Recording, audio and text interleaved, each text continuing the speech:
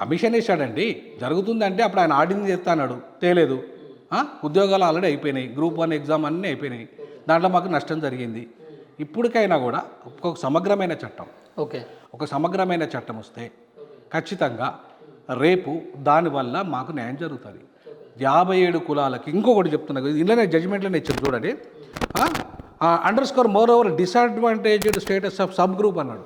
అంటే మా ఎస్సీలో sub group ఎవరు? 57 ఉపకులాలు. అవునా? విచ్ ప్రిఫరెన్షియల్ ట్రీట్మెంట్, వాళ్ళకి ప్రిఫరెన్షియల్ ట్రీట్మెంట్ ఏమన్నాడు.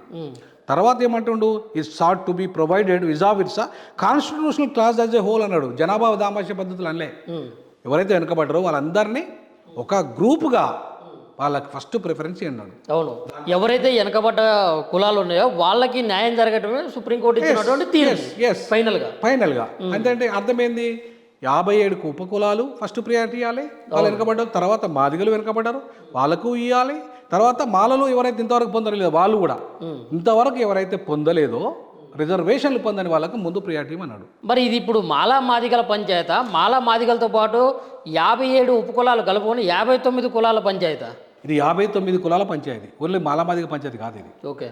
అందరికీ అన్ని కులాలకు వాళ్ళకి రిజర్వేషన్ ఫలాలు పంచాలి, అంతేగాని ఓన్లీ మాలామాదిగలే పంచుకొని తినద్దు. ఇప్పటికే తిన్న 75 ఏళ్ళుగా వాళ్ళకి దక్కలే. ఇప్పుడు మాదిగలు ఏమంటారు, మాలలో దొబ్బి తినారని మాదిగలు అంటున్నారు. డక్కలో ఏమంటున్నారు, మాదిగలు మాది దొబ్బి తిన్నారని డక్కలో అంటున్నారు. అంటే మాదిగ అనుబంధ కులాలు 18 ఉంటాయి, వాళ్ళు మాదిగలు దొబ్బి తిన్నారని వీళ్ళు అంటున్నారు. మాల అనుబంధ కులాలు ఒక 12 ఏమో ఉంటాయి, వాళ్ళు మాది దొబ్బి తిన్నారని మాలలు అంటున్నారు. అంటే ఒక రకంగా ఇది ఎవరు దొబ్బి తినలేదు నా దృష్టిలో. ఇప్పుడు మాలలు ఒకవేళ దొబ్బి తిని మీరు అన్నట్లు కనుక, ఇది డైరెక్ట్ మాట్లాడుతున్నా, మీరు అన్నట్లు కనుక మాలలు దొబ్బి తిన్నారు అన్నట్లు కనుక నిరూపిస్తే 30 లక్షల రివార్డ్ ఇస్తాను కూడా డైరెక్ట్ స్టేట్మెంట్ ఇవ్వడం అయితే జరిగింది. అవును, మరి దానికి ఏం చెప్తారు? దొబ్బి తిన్నట్లయితే మరి నిరూపిస్తారుగా. నేనేమంటానంటే ఎవరు దొబ్బి తినలేదు, నేను స్పష్టంగా చెప్తున్నా. ఒక మాదిగా ఎట్లా అంటే ఒకవేళ తింటే ఆంధ్ర మాలలు తిన్నారు, ఆంధ్ర మాదిగలు తిన్నారు, మాయి తెలంగాణ మాదిగలది, తెలంగాణ మాలలది, తెలంగాణ మాల ఉపకులాలు. ఆంధ్ర మాలలో ఆంధ్ర మాదిగలు ఏం దొబ్బి తిన్నారు? అదే చెప్తాను మీకు. జస్టిస్ రామచంద్రరావు కమిషన్ రిపోర్టు మీరు ఒకసారి చదవండి.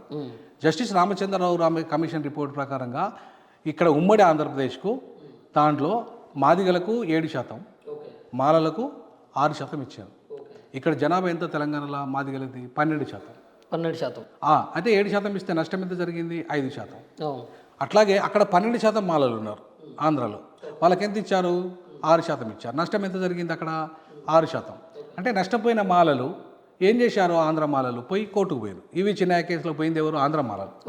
ఈ సమస్య ఉద్యమం స్టార్ట్ అయింది ఇక్కడ ఈదుమూడి గ్రామం, అదే ఇక్కడ ఉంది, అది ఆంధ్రాలో ఉంది. సో కాబట్టి ఈ సమస్య అక్కడిది, తెలంగాణది కాదు.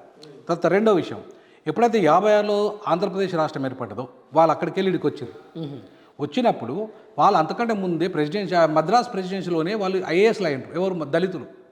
అక్కడ మాలలైనా మాదిగలైనా ఒక 100 ఏళ్ల క్రితమే ఐఏఎస్లు అయినారు, 100 ఏళ్ల క్రితం.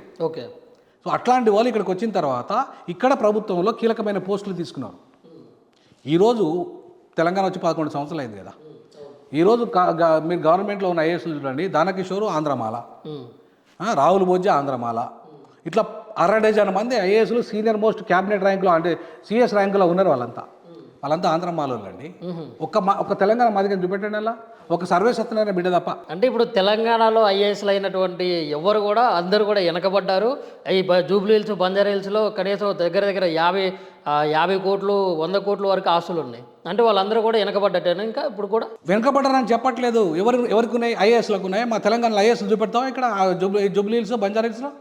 తెలుసు అసలు లేరు. నువ్వు పోతే కాదు, నేను ఒక ప్రొఫెసర్ చెప్తున్నాను. నేను మా వాళ్ళు ఉమ్మడి ఆంధ్రప్రదేశ్లో అయింది ఒకటే, ఇద్దరు పేర్లతో సహా చెప్తాను నేను. మాదిగల్లో ఎవరు లేరు? నాలా మాదిగలు అంటే ఆంధ్రాలో ఉన్నారండి. మళ్ళా నేను చెప్పేది ఆంధ్రాలో గురించి. ఆంధ్రాలో ఉన్నారు, మీకు డజన్ల కొద్ది ఉన్నారు ఆంధ్రాలు. తెలంగాణ లేరు, ఉన్నారే ఇద్దరు. చెప్తున్నా, 100% చెప్తున్నా. సిగ్నేచర్ మొత్తం ఎంక్వైరీ చేసుకోండి. రామ్ లక్ష్మణ్ అంటే ఆయన ఒక ఆయన మాదిగ అయినా అయిండు ఎప్పుడు ఉమ్మడి ఆంధ్రప్రదేశ్లో. తర్వాత ఐపీఎస్ ప్రవీణ్ కుమార్ అయ్యాడు. ఇద్దరు వాళ్ళిద్దరే మాదిగలు అయ్యారు. మాల నుండి ఒక్కరు కాలే, మాల నుండి తెలంగాణ మాల నుండి ఒక్కరు కాలే. 11 సంవత్సరాలు అయింది ఇప్పటికి, ఏది తెలంగాణ వచ్చి. ఇప్పటికైనా కావాలి కదా. ఇప్పటికీ మీరు ఒకరిద్దరు తప్ప మాల మాదిగలు లేరు ఐఏఎస్లు, ఐపీఎస్లు ఇప్పటికి. ఈ రోజు వరకు కూడా నేను ఏమంటున్నాడు, ఒక ఇద్దరే ఉన్నారు. ఒక ఐపీఎస్ బాలస్వామి ఉన్నట్టున్నాడు, ఒక ఐఏఎస్ ఉన్నట్టున్నాడు, ఒక ఇద్దరు ముగ్గురే, అంతకంటే ఎక్కువ లేదు. కానీ మీరు ఆంధ్ర మాలలు కానీ ఆంధ్ర మాదిగలను కానీ ఉప కులాలను కానీ ఒక కాకి మాధవరావు ఫ్యామిలీలో దాదాపుగా 11 మంది దాకా ఉన్నారండి. ఐఏఎస్లు ఐపీఎస్లు వాళ్ళు వీళ్ళు కలిపితే మరి ఒక్క ఫ్యామిలీలో అంతమంది ఉన్నారు. ఆంధ్ర నుండి వచ్చిన కాకి మాధవరావు ఫ్యామిలీలో ఒక కృష్ణప్రసాద్ నినాక మొన్న దాకా ఇక్కడ మాకు అంటే ఇప్పుడు వర్గీకరణ జరిగితే మీ దళితులు కూడా మీ మాలలు కూడా మొత్తం డజన్ల కొద్ది ఐఏఎస్లు అవుతారంటారా? ఐఏఎస్లు ఐపీఎస్లు అవుతారంటారా? ఏమంటే ఖచ్చితంగా అయ్యే అవకాశం తెలంగాణ వాళ్ళకు కూడా ఉంది. ఎట్లా ఉంటుందంటే ఇక్కడ మేము ఇప్పుడిప్పుడే ఎదుగుతున్నాము. ఎదుగుతున్న క్రమంలో లోకల్ కోట అక్కడ ఉంటుంది. ఎక్కడ ఏ రాష్ట్రం కోట ఆ రాష్ట్రం కోట ఉంటుంది. ఆ రాష్ట్ర కోటాలో మాకు వస్తాయి అవకాశం. అవును, అర్థమైందా? ఆంధ్రప్రదేశ్ కోటాలో వాళ్ళకు వస్తాయి, మా తెలంగాణ కోటాలో మాకు వస్తాయి. కాబట్టి మాకు కూడా వచ్చే అవకాశాలు ఉంటాయి కదా. కానీ ఇప్పటిదాకా ఏం జరిగింది అంటే ఉమ్మడి ఆంధ్రప్రదేశ్ పేరు మీద ఆంధ్రలో కొట్టేసిండ్రు. తెలంగాణ వచ్చిన తర్వాత కూడా మేము ఇంకా స్థాయిలో ఎదగలేదు. ఎదగడానికి ఇప్పుడిప్పుడే మొదలైంది. ఎందుకంటే మాకు బ్రిటిష్ ఎడ్యుకేషన్ లాగా ఇంగ్లీష్ మీడియం ఎడ్యుకేషన్ ఇక్కడ లేదు. క్రైస్తవ మిషనరీలు కూడా పెద్దగా లేవు. 56 తర్వాత వచ్చినాయి ఇక్కడికి. అంతకుముందు ఓన్లీ ఉర్దూ మీడియమే ఇక్కడ. అంతకుముందు మాదిగలంతా కూడా తోళ్ళ పరిశ్రమలో పనిచేసిన లేదా చెప్పులు కుట్టుకున్నాం. మాలలకు వృత్తి లేదు. వాళ్ళు ఎక్కువ శాతం వ్యవసాయ కూలీలుగా ఉన్నారు, లేదంటే ఎలోలుగా ఉన్నారు. అంటే నీరడి గాన్లు అని ఇట్లా ఉంటుంది పోస్టులు. అట్లాంటి పోస్టులలో ఉండి వాళ్ళు చిన్నగా వాళ్ళ పిల్లల్ని చదివించుకుంటా ఉద్యోగాలలో పంపించుకున్నారు. మేమేంటంటే మాకు కులవృత్తి ఉంది కాబట్టి మేము ఆ కులవృత్తిలోనే ఉండిపోయినాము. ఎక్కువ చదువుకు ప్రియారిటీ ఇవ్వలేదు. ఎందుకంటే మాకు వృత్తి ఉంది. రోజు చెప్పు కొట్టుకుంటే మాకు పైసలు వస్తేనే తిన్నాం. మాలలు కానీ మాలల ఉపకులాలు కానీ ఇప్పటికీ కూడా కులవృత్తి అసలు కొంతమందికి అయితే అది గుర్తే ఉండదు.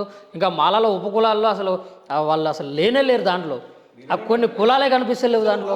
మీరు 57 ఉపకులాలు ఏంటో 2 కలిపితే మాది కలిపితే 59 అని చెప్పి చెప్తా ఉన్నారు. 59 ఇప్పుడు అసలు కనీసం చూపించాలంటే అసలు ఎవరున్నారని ఎందుకు లేరండి? మీరు ఒక్కసారి సిగ్నేచర్ స్టూడియో పట్టుకొని తెలంగాణ జిల్లాలో ఉండి పోతే మీకు కనపడతారు. ఒక్క దగ్గరే ఉండరు వాళ్ళు. ఒక్కొక్క జిల్లాలో ఒక్కొక్కరు. ఇప్పుడు మహబూబ్ నగర్ పోండి, మీరు 57 కులాలకు సంబంధించిన వాళ్ళు ఉన్నారా లేదా చెప్తాను నేను. 57 కులాలు కూడా చూపిస్తారు. 100%. మహబూబ్ నగర్లో నీకు 100% ఉంటారు 57 కులాల వాళ్ళు. అంటే ఏంటంటే వాళ్ళకి ఎవరికి క్యాస్ట్ సర్టిఫికేట్ ఇస్తలేరు. వాళ్ళ ఆర్డీఓ దగ్గర పోవాలి. వాళ్ళు ఎంఆర్ఓ వాళ్ళు ఆల్రెడీ ఎస్సీ సర్టిఫికేట్ తీసుకుంటున్నారు, దొంగ సర్టిఫికేట్లు తీసుకుంటున్నారు కదా. దొంగ సర్టిఫికేట్ లేదు. వాళ్ళు మాలమాదిగలేనండి, వాళ్ళు ఎస్సీలేనండి. వాళ్ళు దొంగ సర్టిఫికేట్లు తీసుకోవాలి. వాళ్ళు దొంగ సర్టిఫికేట్ తీసుకోవాల్సిన అవసరం లేదు. వాళ్ళకి అంటరానితనం ఉందండి. ఇప్పటికీ వాళ్ళు శివభక్తులు. మా ఆరాధ్య దైవం శివుడు. ఎవరికి? మా దళితులకి. ఆది హిందువులం మేము. ఈ దేశం మాది. మరి ఎందుకు 80% క్రిస్టియన్స్ ఉన్నారు? ఎందుకు వచ్చిందంటే మమ్మల్ని గుళ్ళోకి రానిలేదు కాబట్టి. మీరు మమ్మల్ని అంటరానంగా చూసారు కాబట్టి అటుపోయింది వాళ్ళు. లేకపోతే తప్ప మీరు చేశారు కదా, తప్ప మీరు చేసి శిక్ష మాకేస్తున్నారు. ఇప్పుడు గుళ్ళోకి రానిస్తే వాడు అల్లకెందుకు పోతాడండి? నువ్వు నీ దేవాలయాలకు రానిస్తే వాడు అందరికిందుకు పోతాడు? నువ్వు రానియకపోతే నన్ను పోయిండు కదా. వాళ్ళు ఆహ్వానించారు, వాళ్ళకి పోయిండు. నువ్వు ఇప్పుడు ఆహ్వానించి ఎందుకు రారు? 100% వస్తారు. ఇప్పుడు నేను అంటున్నా, మేము అన్ని శివాలయాలు అన్నీ ఆక్రమించేస్తాం. నేను చెప్తున్నా, మా దళితులకు ఇస్తున్నా. పోతారా? 100% పోతాం. ఎందుకు పోం? మా దేవాలయాలు అవి. ఇవాళ మేము దాంట్లో అర్చకత్వం చేయాలి. మా వాళ్ళు చేయాలి దాంట్లో అర్చకత్వము. ఇవాళ మా గుళ్ళను మేము ఎందుకు దూరం చేసుకుంటాం? మీరు మమ్మల్ని దూరం చేస్తే కదా మేము దూరం అయింది. అరే ఈ దేశం మాది భయ్. మేము ఈ దేశంలో ఇంకా ఎందుకు అంటరాని వాళ్ళు ఉండాలి? మేము అసలు కులం రద్దు చేయమంటున్నాను నేను మోడీకి. నేనైతే డిమాండ్ చేస్తూ ఉన్నాను, మొత్తం కులాలను రద్దు చేయండి, ఆర్థిక ప్రాతిపదిక రిజర్వేషన్లు ఇవ్వండి, పేదవాళ్ళకి అవకాశాలు ఇవ్వండి. మా ధర్మం ఆది హిందూ ధర్మం. ఆది హిందూ ధర్మం ప్రకారంగా ఈ దేశంలో మా ధర్మాన్ని మేము